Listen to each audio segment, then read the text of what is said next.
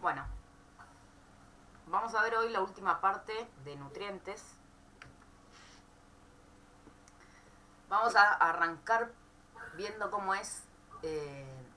¿Se acuerdan? La clase pasada estuvimos viendo cómo se movían los nutrientes, ¿sí? A través de la membrana primero, pero después cómo ingresaban, ¿sí? O de qué cosas dependían, ¿sí? El contacto entre el nutriente y la raíz, ¿sí? ¿Qué factores ambientales, ¿sí? Qué cosas del suelo, el pH, la cantidad de agua que haya en el suelo, la temperatura, ¿sí? Qué cosas afectaban a la llegada del nutriente para entrar en contacto con la raíz y poder ser absorbido. Y ahora vamos a ver, ¿sí? Cómo es el movimiento dentro de la planta, ¿sí? ¿Cómo llega a una hoja un nutriente? ¿Por dónde llega? Si un Por la nutriente, raíz, tallo. claro, pero un nutriente que está en el suelo, A ¿sí? través del xilema. Va, claro, un nutriente está en el suelo, ¿sí? Va a venir disuelto en el agua, que es absorbida, ¿sí? Y el agua, el movimiento del agua, ¿sí? Que viene desde el suelo, va hacia dónde? Va hacia las hojas, hacia los estomas. ¿Y por dónde va? Por xilema, ¿sí? Entonces, todos los nutrientes que están en el suelo ingresan a la planta y llegan a los distintos órganos por el xilema, ¿sí?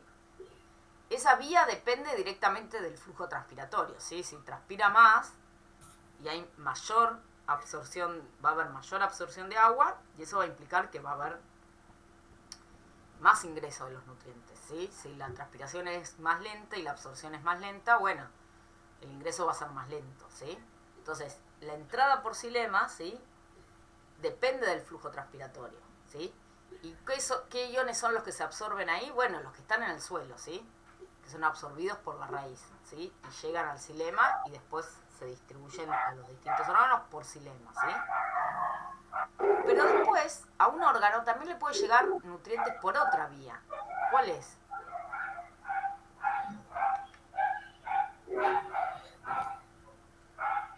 Además del xilema, ¿por dónde le puede llegar un nutriente? Por el floema desde otro órgano. Ahí va, por el floema, pero cuando viene por floema, viene de otro órgano, no viene del suelo, ¿sí? En el floema se mueven las cosas, ¿sí? En el floema lo que se mueve principalmente, que son los fotoasimilados, ¿sí? Que son los azúcares que se producen en la fotosíntesis. Bueno, ese movimiento de los fotoasimilados, ¿sí? Lleva asociado, ¿sí? Otras cosas que se mueven por floema, ¿sí? Como por ejemplo los nutrientes, ¿sí? ¿Y qué nutrientes se mueven por floema? Bueno, los que se removilizan de otro lugar, ¿sí? Si a una hoja joven está llegando nitrógeno, ¿sí? Ese nitrógeno viene probablemente de una hoja vieja, más vieja, que está empezando a exportar, a removilizar ese nitrógeno, ¿sí? Entonces, vamos a tener una entrada por floema, ¿sí? Y vamos a tener una salida por floema, ¿sí? Entonces, de las hojas viejas salen, ¿sí?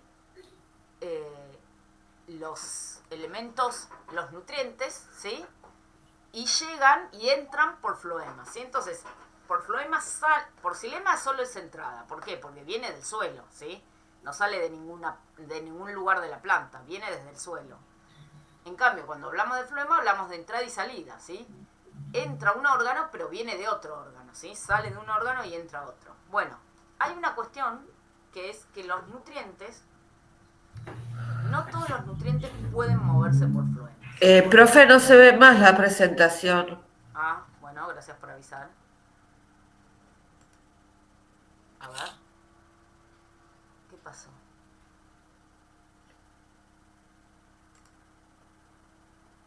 Reanudar.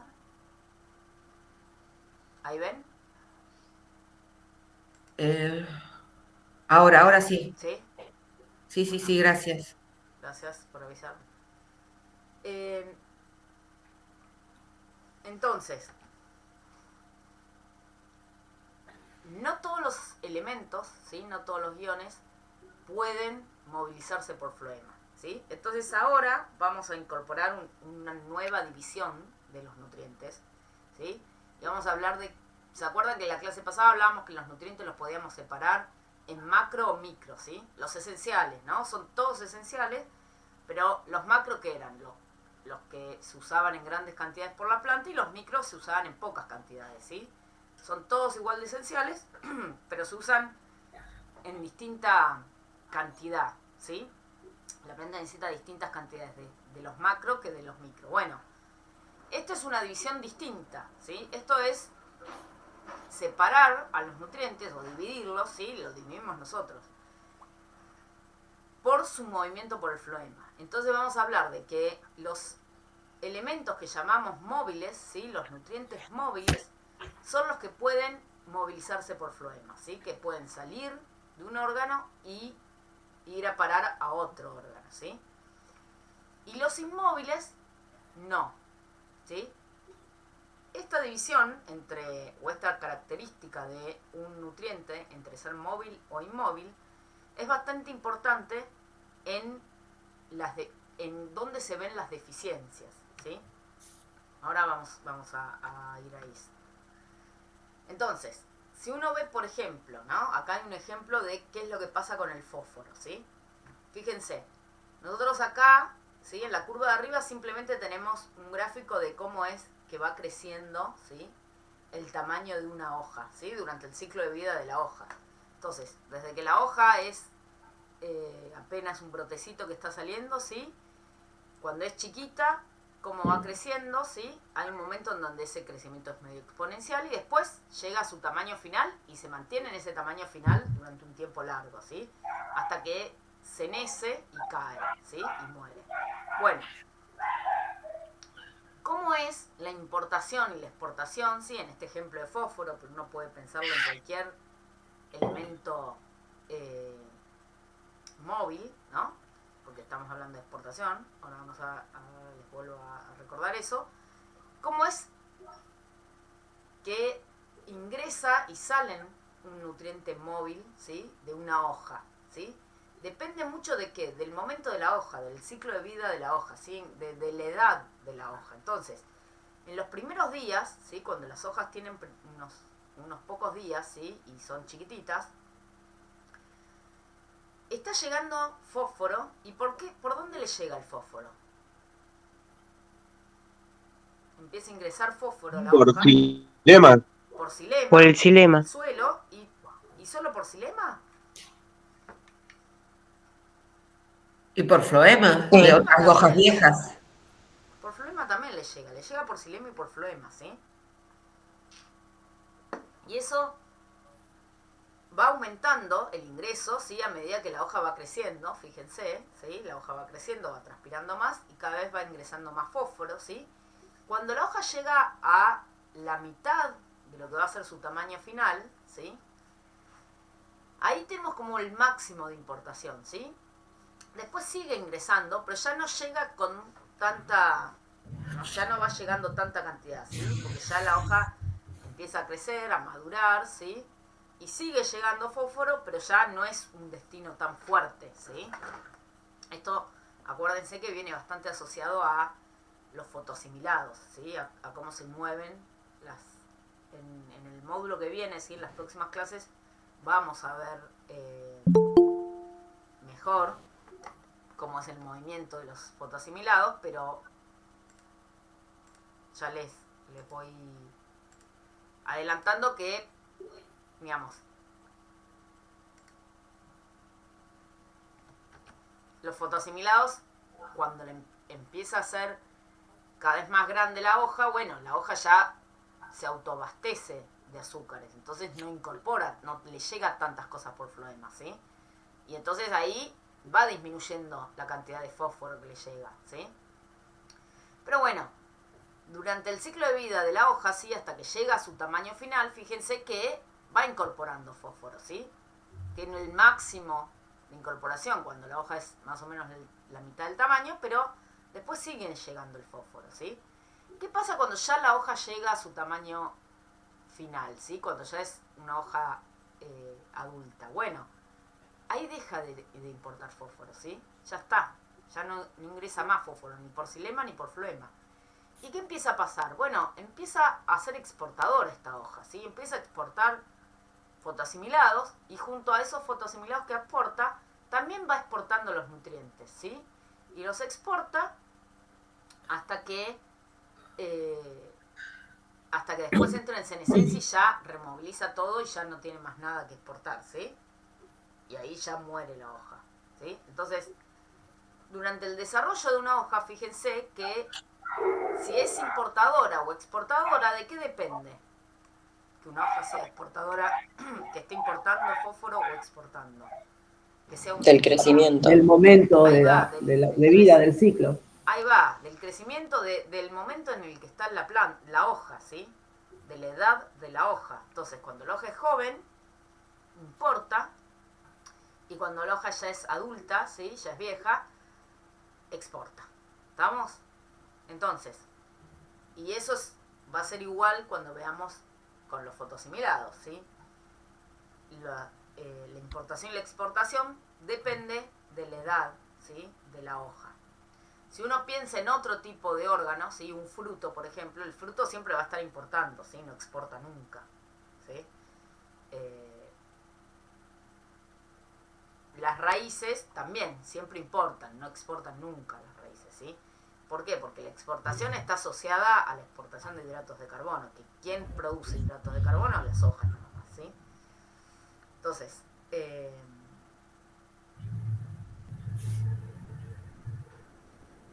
este es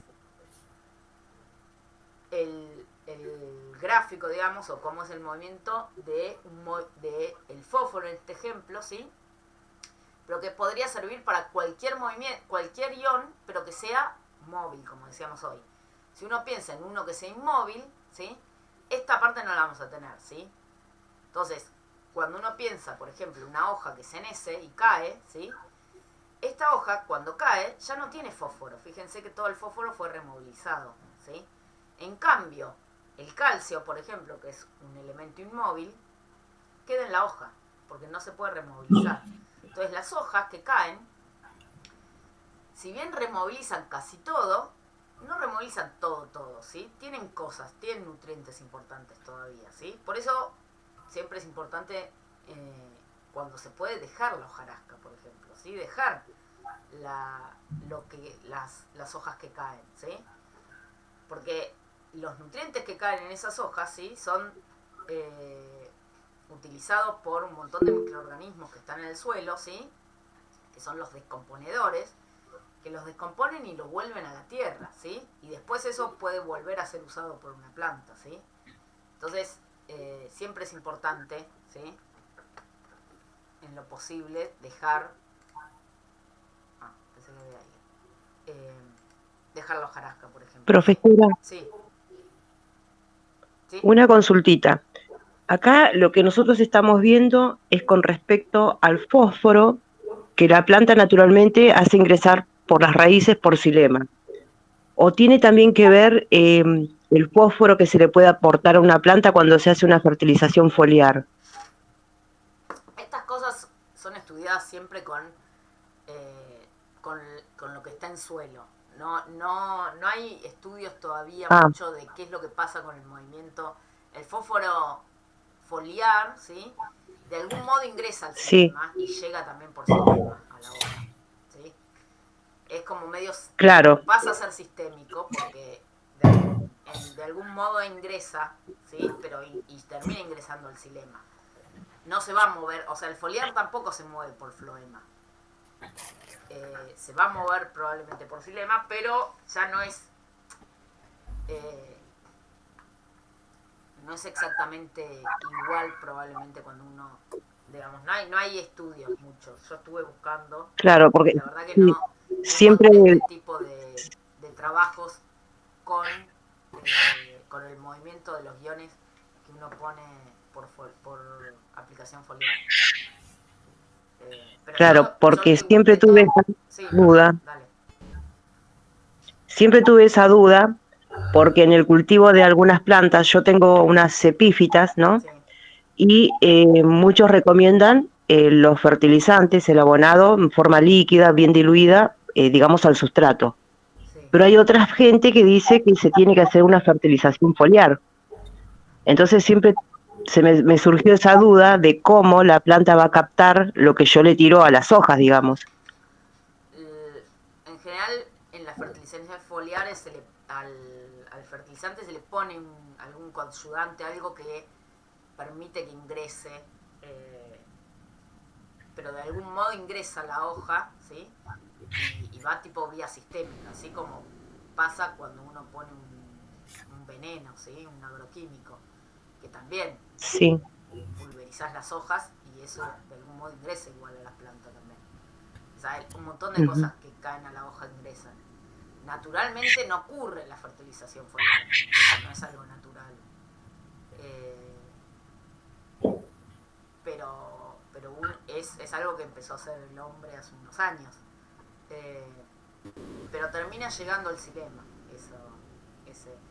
Termina llegando. Sí, Perfecto. no sé si hay Gracias, estudios sí. que yo no encontré cosas. Tal vez algo pueda ir por floema. La verdad, no encontré. Yo estuve buscando hace un tiempo y no encontré trabajos científicos al respecto. Me imagino que en algunos años van a empezar a salir. Pero yo no encontré cosas que vean el movimiento de los iones, si es por xilema o por floema. Digamos, se presupone en general que es por xilema, pero tal vez algo haya por floema, no tendría muy claro. Y algo también por difusión directa, probablemente, a las hojas. Pero la verdad yo no encontré cosas que... Digo, para hacer ese tipo de estudios hay que marcar al nutriente y con alguna marcación, a veces se hace radioactiva, hoy en día hay a veces otras cosas más fáciles de manipular, pero se suele hacer mucho con sí. casi todo lo que se hacía con esto se hacía con radioactivo. Entonces se marca con el nutriente con radioactividad y se lo sigue a ver dónde va a parar. Eso es lo que se hace. Yo no encontré que hayan hecho con fertilización foliar todavía, pero bueno. Bueno, gracias, profesora. No, de nada. Profesora, ¿puedo hacer una pregunta? ¿Sí? ¿Cómo sé cuando un nutriente es móvil y cuando no es móvil? Bueno, simple, ahora vamos a pasar. Lo tenemos dividido, se sabe, porque se han estudiado, básicamente. Y estos son los móviles y estos son los inmóviles. Y ahora hay varios estudios que tienen que ver con la movilidad, incluso hay cosas que tienen una movilidad intermedia, ¿sí? Nosotros, para simplificar las cosas, decimos, bueno, esto es móvil y este es inmóvil, ¿sí? Con lo cual el intermedio significa que algo de azufre se removiliza, ¿sí? El calcio, por ejemplo, no, queda casi todo en la hoja que cae. Pero esto es algo que se sabe después de distintos tipos de estudios que se hacen con esto. Pero lo interesante de esto, de esta división, de dividirlos en móviles e inmóviles, ¿sí? Tiene que ver con cuando hay una deficiencia en el suelo, ¿sí? De estos elementos, en donde vemos los primeros síntomas, ¿sí? ¿Qué es lo que ocurre? Si yo tengo, por ejemplo, una deficiencia de un elemento móvil, ¿sí? Por ejemplo, nitrógeno, ¿sí? Cuando uno tiene una deficiencia en general, estamos hablando de una situación en donde yo tengo un suelo que algo de nitrógeno tiene, no es que no tiene nada de nitrógeno, tiene nitrógeno. Entonces, la plantita que empieza a crecer en ese suelo, cuando es chiquita, tiene nitrógeno, ¿sí? Va teniendo nitrógeno porque una planta chica no requiere tanto, hay algo de nitrógeno en el suelo y empieza a consumir, ¿sí? A absorber ese nitrógeno, a usarlo. A medida que va creciendo, ¿sí? Va usando más nitrógeno y en algún momento, si era poco el nitrógeno que había en el suelo, en algún momento ese suelo entra ya en deficiencia, ¿sí? Ya empieza a no tener tanto nitrógeno. Entonces, ¿qué es lo que ocurre? Las hojas jóvenes ya no les está llegando nitrógeno por xilema. ¿Por qué? Porque en el suelo ya no hay nitrógeno, ¿sí? Las hojas adultas sí tienen nitrógeno porque cuando eran chiquitas les llegaba, había nitrógeno en el suelo, pero ya después a las jóvenes ya no les llega nitrógeno por el xilema. Ahora, como el nitrógeno es móvil, cuando empieza a haber poco nitrógeno en el suelo y no le llega por xilema, ¿qué es lo que ocurre? Lo que ocurre es que se acelera de algún modo, ¿sí?, la senescencia de las hojas adultas y la removilización del nitrógeno, y entonces estas hojas adultas empiezan a removilizar, ¿sí?, y a enviar nitrógeno hacia las hojas jóvenes, ¿sí? Y ahí entonces sale por floema y llega a las hojas jóvenes por floema, ¿sí? Entonces, ¿qué es lo que pasa? ¿Cuáles son las hojas que van a empezar a estar más amarillas porque le falta nitrógeno? Las hojas adultas primero. ¿Por qué? Yo en las hojas jóvenes no voy a ver la deficiencia. ¿Por qué? Porque no le está llegando suficiente nitrógeno por xilema, pero sí por floema. Y en cambio, las hojas adultas van a acelerar, ¿sí?, se va a acelerar esa removilización y se van a quedar sin nitrógeno, y entonces van a empezar a ponerse cloróticas, ¿sí? Entonces, y eso pasa con cualquier elemento móvil. Cuando tenemos una deficiencia en el suelo de algún elemento móvil, yo lo voy a ver primero en las hojas adultas, ¿sí? Ya obviamente si la deficiencia es muy grande, bueno, probablemente ya toda la planta empiece a tener después síntomas, pero los primeros síntomas se ven en las hojas adultas, ¿sí?, que removilizan, aceleran la senescencia y empiezan a ponerse cloróticas, ¿sí? En cambio, cuando el elemento que está en deficiencia en el suelo es inmóvil, ¿qué es lo que pasa? Lo mismo, las primeras hojas, cuando la plantita es chica, absorben el calcio que hay en el suelo, ¿sí?, y tienen calcio. A medida que la planta va creciendo, si empieza a haber deficiencia en el suelo, ya las hojas jóvenes son las que no les está llegando el calcio por xilema, ¿sí? El calcio por xilema se mueve y llega desde el suelo sin problema. Ahora, cuando empieza a haber deficiencia en el suelo, las hojas adultas no pueden removilizar calcio. Entonces, las hojas adultas van a quedar con el calcio que tenían. Entonces yo no voy a ver los síntomas en esas hojas. Voy a ver los síntomas en las hojas jóvenes. ¿Por qué? Porque por floema no les puede llegar, porque no se moviliza, y por xilema no le está llegando. ¿Por qué no le llega por xilema? Porque no hay en el suelo suficiente, ¿sí? Entonces, los síntomas de los elementos inmóviles se ven primero en las hojas jóvenes, ¿sí? ¿Se entiende este concepto? Sí, sí. ¿Sí? Hojas jóvenes y también, ¿qué? También el fruto, ¿sí? En los frutos, en las flores, también vemos las deficiencias de los inmóviles. ¿Por qué? Porque también al fruto le llega las cosas por xilema y por floema, pero solo por floema le llega lo móvil, ¿sí? Entonces, de vuelta, si hay una deficiencia de nitrógeno, esta hoja le puede llevar, removilizar y enviarle nitrógeno al fruto, ¿sí? Va a pasar eso. En cambio, el calcio no, ¿sí? Entonces, si hay deficiencias, en los frutos también se ven las deficiencias, ¿sí? Entonces, en donde se manifiestan los síntomas, ¿sí?, depende de la movilidad, ¿sí? Por ejemplo, acá tenemos una fotito, ¿sí?, de maíces con deficiencia de nitrógeno. Fíjense que las hojas basales, ¿sí?, estas cosas uno las ve cuando compara plantas, ¿sí?, con deficiencia o sin deficiencia, ¿sí?, con un buen nivel nutricional de nitrógeno. Y son plantas del mismo estadio, ¿sí? No es que, porque uno podría decir, bueno, esta planta ya está ceneciendo estas hojas por la edad. Podría ser, ¿sí? Si yo no la comparo con el control, yo no sé si esta planta no está ya, porque es natural la senescencia de las hojas basales, ¿sí? En algún momento las hojas tienen un ciclo de vida, como veíamos hoy, y llega un momento en que cenecen y eso es algo natural. Ahora, en este tipo de situación, que uno compara dos situaciones, uno puede decir, bueno, no era el momento todavía de cenecer, porque fíjate que la planta que tiene la misma edad y tiene buena disponibilidad de nitrógeno,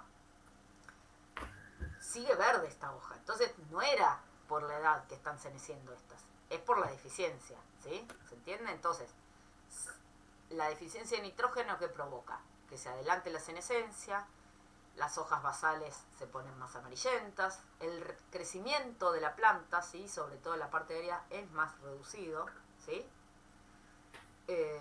Y todas esas son efectos de la deficiencia de nitrógeno, ¿sí? Y también uno podría globalizarlo un poco en NPK, ¿sí? De fósforo también y de potasio también producen estos síntomas, ¿sí?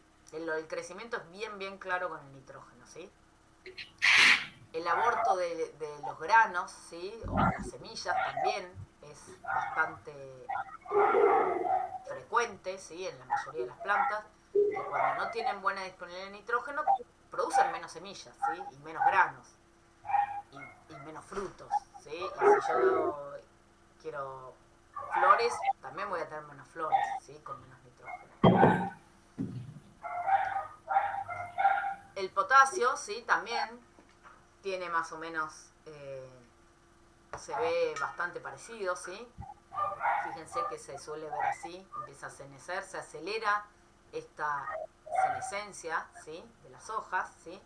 Fíjense una cosa, siempre en general, bueno, en otoño se ve claro con los árboles caducos, la senescencia es programada, ¿sí? Siempre, ¿qué es lo último que senece? Lo último que queda verde. Fíjense, acá que se El ve tallo. verdecito. Las nervaduras, ¿sí? ¿Qué va ahí en las nervaduras? ¿Ven? Acá que se ven verdes, todo esto es amarillo. Acá, bueno, está todavía todo verde, pero acá que está bien amarillo, y esto está verde. ¿Por qué? ¿Qué va ahí? ¿Qué hay ahí? ¿Qué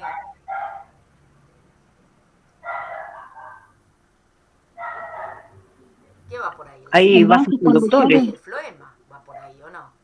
Claro. Yo necesito que el floema quede intacto, ¿sí? ¿Hasta qué? Hasta que yo removilizo todo, porque si no, si se me removiliza todo junto, ¿sí? Las hojas del mesófilo y el floema junto, ¿y por dónde envío las cosas? ¿Sí? Yo necesito que el floema me quede ahí lo más intacto posible, ¿sí? Y eso es lo que pasa cuando entra en senescencia una hoja, ¿sí? Entonces, el potasio, el nitrógeno, ¿sí? Todos los móviles, estas son hojas adultas, acá no se ve tan claro, pero se ven los síntomas primero en hojas adultas. Los inmóviles, por ejemplo el hierro, ¿sí? Empieza a verse, ¿sí? La deficiencia en las hojas jóvenes, ¿sí? Fíjense en estas plantas que estas hojas de abajo basales siguen verdes, ¿sí? Y estas ya están bastante escleróticas, ¿sí? Entonces, esto es como un degradé, ¿no? Estas tienen mayor deficiencia que estas y estas sería más el control. Fíjense que siempre las hojas jóvenes se ponen bien amarillas, ¿sí? Y todavía las adultas siguen más verdecitas, ¿sí? Bueno, eso es lo que pasa con un elemento inmóvil, ¿sí? Con el calcio, ¿sí? Es bastante común, ¿sí? Tener este tipo de frutos, ¿sí? Esto se llama la podredumbre del tomate, ¿sí? Que no es un bicho, esto es una deficiencia, es deficiencia de calcio, ¿sí? Suele ser bastante común, ¿sí? La planta de tomate utiliza bastante calcio, ¿sí? Y tener estos frutos con deficiencia, ¿sí? Es bastante común, ¿sí? Es una enfermedad, ¿sí? Esto está definido como una enfermedad, pero que tiene que ver con eso, con la deficiencia de calcio, ¿sí? Que capaz en las hojas adultas uno no lo va a ver, ¿sí? Y se ven las hojas jóvenes, pero se ve bien claro en el tomate, ¿sí? En los tomatitos. Qué loco, siempre pensé que era un hongo. Yo también, yo pensé que era una enfermedad. Se define como una enfermedad, pero el origen de la enfermedad, después te agarra te puede venir un hongo, pero el origen de la enfermedad es la deficiencia de calcio, ¿sí? Sí.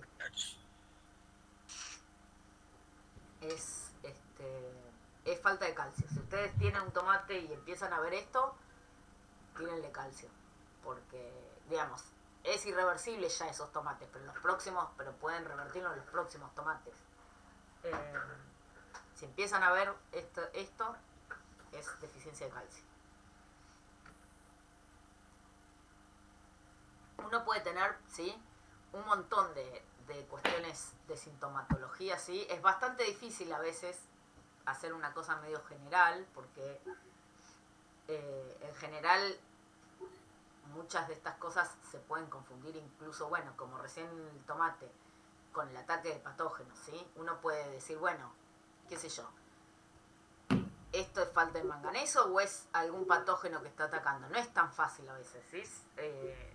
Cuando uno trabaja con alguna especie, ¿sí?, los que cultivan alguna especie en particular, muchas veces tienen mucha más cancha en de poder definir cómo se ve una deficiencia de un patógeno, pero si no, en términos generales no es tan fácil a veces.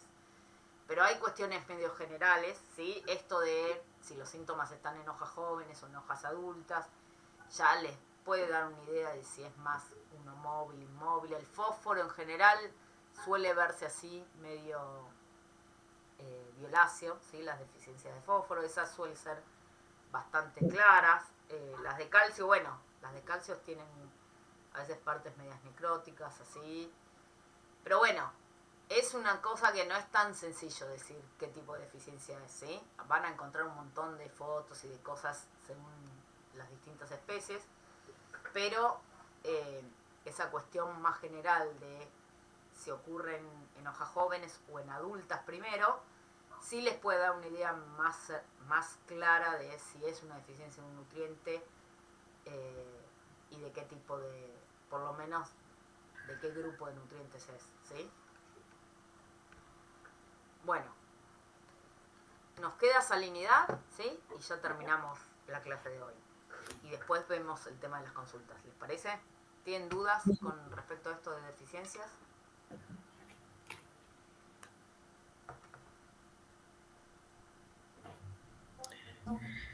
Bueno, ¿Pasamos? no, por ahora no, por ahora está bien. Bueno. Vimos entonces hasta ahora, sí, vimos un poco cómo se mueven los nutrientes, ¿sí? Y qué es lo que pasa cuando tenemos deficiencias, ¿sí? Cuáles son los síntomas medio generales de las deficiencias de los nutrientes. Bueno, ¿qué pasa cuando no tenemos una deficiencia, sino que lo que tenemos es un exceso, ¿sí? La salinidad, ¿sí?, es un ejemplo de un exceso, ¿sí?, de algunos elementos, ¿sí?, de algunos nutrientes. Y el exceso, ¿sí?, o los suelos salinos, ¿sí?, producen distintos efectos en las plantas, ¿sí? Hay un efecto que tiene que ver con el osmótico, ¿sí? ¿Se acuerdan cuando hablábamos en las clases de agua, hablábamos del potencial osmótico? Potencial osmótico, ¿se acuerdan lo que es? ¿Con qué tenía que ver?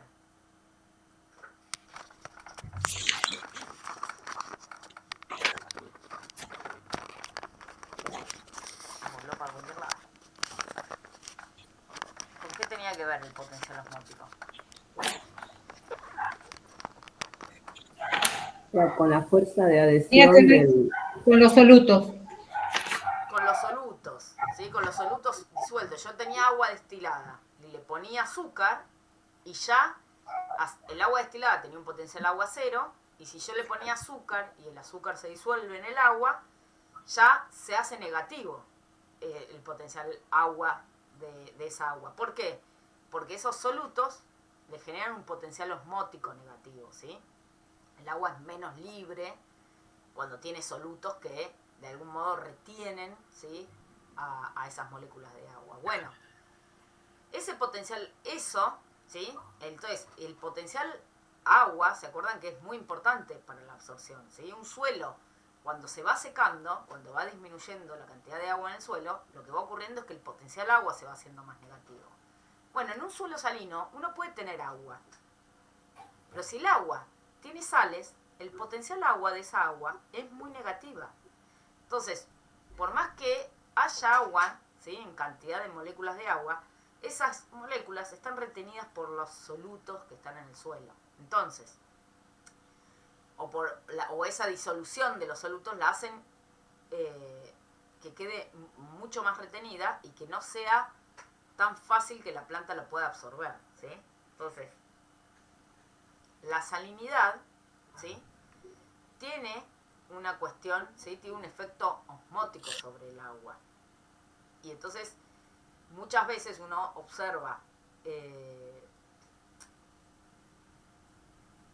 un efecto sobre las plantas que es muy similar en un suelo salino. El efecto que tiene el suelo salino es muy similar al efecto que tiene la sequía, ¿sí? Entonces las plantas, cuando están en un suelo seco o en un suelo salino, tienen más o menos el mismo fenotipo. ¿Por qué? Porque hay una parte en donde tiene que ver con que la planta en un suelo salino no puede absorber agua, ¿sí? Se le dificulta mucho absorber agua porque el agua está muy negativa, ¿sí? Tiene un potencial agua muy negativo porque tiene muchas sales disueltas, ¿sí? Después hay, además de esa cuestión osmótica, hay otros problemas con la salinidad, ¿sí? Muchas veces tiene que ver con efectos de competencia, ¿sí? ¿Qué significa eso? Bueno, a veces, ¿se acuerdan cuando decíamos que los nutrientes ingresan a la célula por canales y por transportadores? Bueno, ¿se acuerdan que yo les decía, bueno, el canal es selectivo, ¿sí? No son exclusivos de un ion, sino que son selectivos, ¿sí? Tienen más afinidad por un ion que por otro. Bueno, ¿cuál es el problema de eso? Bueno, si yo tengo un canal de calcio, por ejemplo, ¿sí? Tiene mucha afinidad para que ingrese el calcio. Ahora, si yo tengo mucho magnesio afuera, el magnesio va a ingresar por los canales de calcio, pero también de magnesio, perdón, pero también va a agarrar los canales de calcio. ¿Por qué? Porque compite, ¿sí? El calcio y el magnesio son dos iones muy similares, ¿sí? Químicamente. Y entonces el magnesio puede entrar por los canales de calcio, y si hay mucho magnesio, si hay concentraciones más o menos normales de calcio y de magnesio, el magnesio entra por su canal y el calcio por el suyo.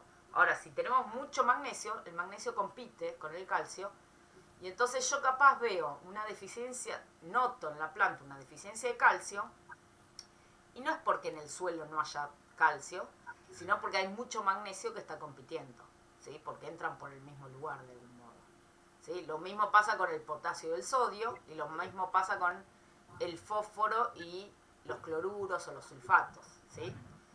Entonces, si yo, por ejemplo, veo una deficiencia de calcio, puede ser que sea porque tengo mucho magnesio, porque sea un suelo con mucho magnesio. Entonces, uno lo puede contrarrestar como, bueno, si agrego más calcio, el calcio empieza a competir ahora con el magnesio y resuelvo el problema, ¿sí?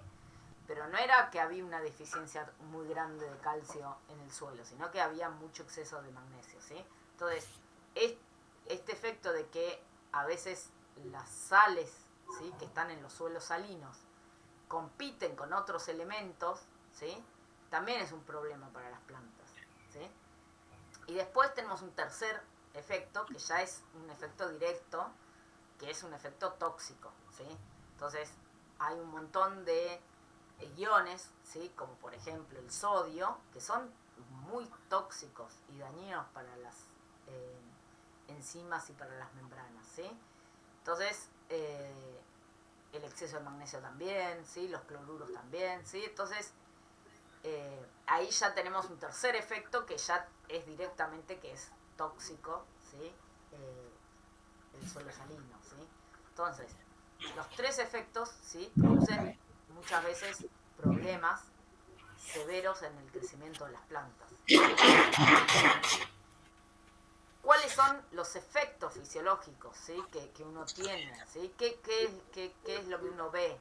Bueno, uno tiene que ver con que se reduce el tamaño de las plantas, ¿sí?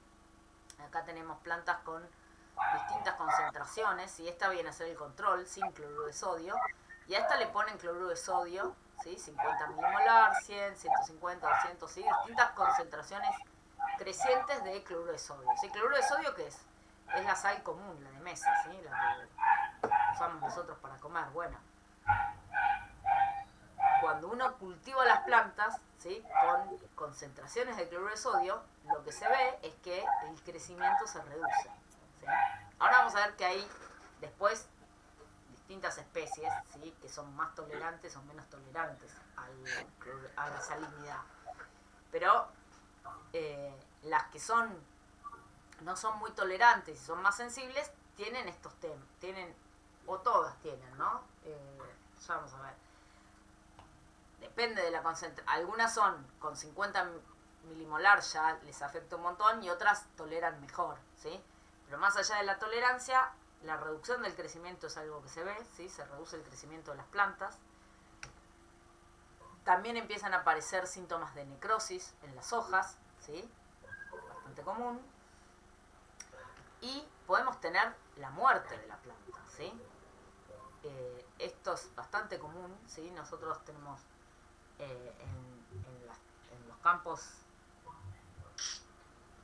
que se cultivan, es bastante común tener algunas zonas salinas, ¿sí? Y ahí directamente se mueren las plantas, ¿sí? No crece nada, ¿sí? En los últimos años han aumentado en realidad los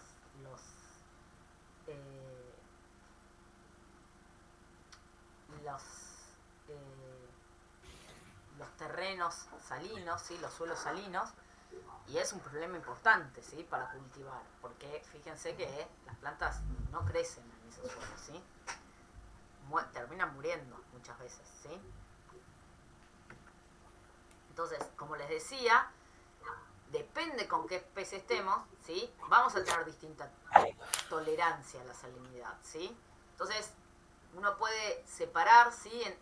En grupos, ¿sí? En especies que son halófitas, que son las que son tolerantes, ¿sí? A la salinidad, y especies más glicófitas, ¿sí? Que son sensibles, ¿sí? A la salinidad. Por ejemplo, el poroto es súper sensible. Fíjense, acá teníamos 100 milimolar, ¿sí? Fíjense que acá el poroto con 100 milimolar de cloruro de sodio ya está muerto, ¿sí? Fíjense que ya con un poquito de cloruro de sodio el poroto ya baja un montón el crecimiento, ¿sí? Acá lo que vemos es el crecimiento con respecto al control. O sea, el control sin sal crece esto al 100%, a la plantita de poroto que la tengo con un poquito de sal, ya, fíjense, con 50 de sal, 50 milimolar de sal, me crece un 40%, ¿sí? Es muy sensible a la salinidad. El algodón, por ejemplo, bueno, es un poco menos sensible, ¿sí? Pero también es bastante sensible. La remolacha es bastante ya más tolerante. Fíjense que 200 milimolar está por ahí, ¿sí? No le hizo muchísimo, ¿sí? Crece un poquito, se reduce el crecimiento, pero un poquito. Ya, si nos vamos a cosas más groseras, bueno, bajan. Y después tenemos plantas, ¿sí? Que ya son bastante especializadas en suelos salinos, que ya tienen, no solo que toleran, sino que incluso crecen mejor, ¿sí? Con un poco de sal, ¿sí? Un poco bastante, fíjense, 300 milimolar tienen el óptimo de crecimiento, ¿sí? Estas especies, ¿de dónde suelen crecer estas especies? ¿En qué lugares piensan que crecen estas especies? ¿En salinas? ¿En salinas Es cierto.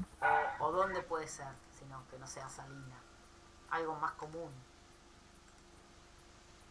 Cerca del mar. Cerca del mar, en la costa, ¿sí? Todo lo que es zona costera, las plantas, esos penachos que vemos, ¿sí? Los mangles, ¿sí?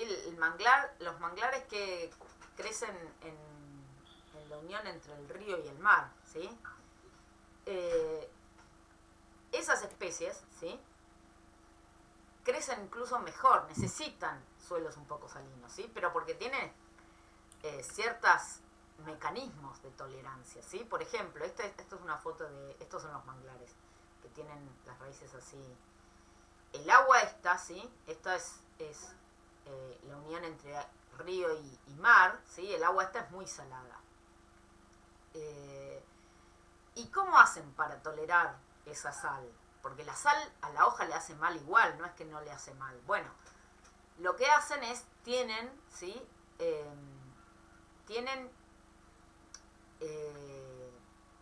células especializadas, ¿sí? Una morfología de hoja especializada que lo que hacen es enviar, ¿sí? a unas glándulas salinas, ¿sí? Este es un pedacito de una hoja, ¿no? Acá están, estas son las células del mesófilo que hacen fotosíntesis, ¿sí? Normalmente. Estas son las células del epidermis, ¿sí? Esta es la cutícula. ¿Y qué es lo que tienen? Tienen estas glándulas, ¿sí? Que son células especializadas que recolectan la salinidad, ¿sí? Lo que hacen es, estas células tienen un montón de transportadores que sacan las sales que ingresan hacia afuera y se moviliza esa sal, toda la sal que ingresa a la planta se moviliza hasta esas glándulas que tienen poritos por donde sacan la sal directamente, ¿sí? Si uno ve las hojas de estas plantas, las toca, se sienten los granitos de sal, tienen sal por fuera. ¿Por qué? Porque la sacan afuera, ¿sí? Con estas glándulas. Otra característica que tiene es que tiene una cutícula muy muy gruesa, porque si no la sal también le haría daño a la hoja. Tiene una cutícula muy gruesa que entonces la sal que queda por arriba de la cutícula no le afecta y tienen ese mecanismo para tolerar, ¿sí? Hay otras especies que lo que tienen son algo parecido, pero son vesículas, ¿sí? Esto no lo sacan afuera de la hoja, sino que lo que tienen es por fuera del epidermis, ¿sí? Tienen unas celulitas que uno, si las ve a la planta, no lo ve eso a simple vista, ¿sí? Necesitamos un microscopio para ver, porque es una célula esta nomás. Pero son células de depósito que juntan, ¿sí? También juntan esa sal, ¿sí? Y se la sacan de encima de las células del mesófilo, que son las células más, las células de las hojas son las más sensibles a la salinidad. Bueno, lo que hacen es sacar la sal y llevarlas a enviarlas a esa célula de depósito. Entonces, ese es otro mecanismo. Entonces, estas especies que son muy tolerantes tienen ya este tipo de mecanismo, ¿sí? A la salinidad, ¿sí? Terminamos ya la clase. ¿Dudas de esto?